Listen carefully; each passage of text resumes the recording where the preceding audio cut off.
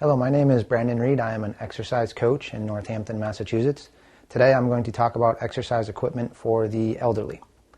Typically when I work with the elderly, I tell them to set something up at home, sort of an obstacle course, using their chairs, using utensils and equipment that they already have and use, and just move around the house, get comfortable with moving around, getting up, sitting down, getting into their favorite chair, getting up, moving around, doing household chores, and just being really careful with their balance and focusing on their posture and their breathing and the efficiency at which they move.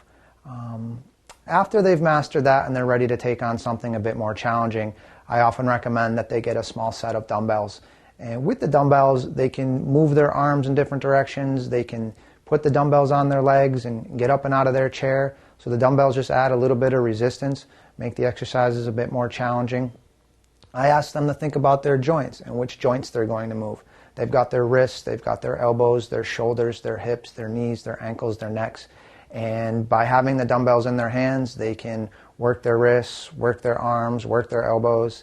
And by doing the squats, they can work their knees and work their backs and work their hips. And then when that gets easy enough to do, we have them progress to a medicine ball, something a bit more dynamic that they can swing around, have some momentum added to that, and just a little bit of variety to make it a bit more fun. Both pieces of equipment are relatively inexpensive and can be stored relatively easy. They don't take any maintenance, and like I said, they're easy to use. After the medicine ball, we typically have clients or individuals that are training on their own use bands, and the bands have handles on them. They can be fixed to a chair, to a door. Someone could be working with a partner and the partner could hold the bands. And there again, they can do pushing and pulling exercises. They can step on the band and do curls and do shoulder presses.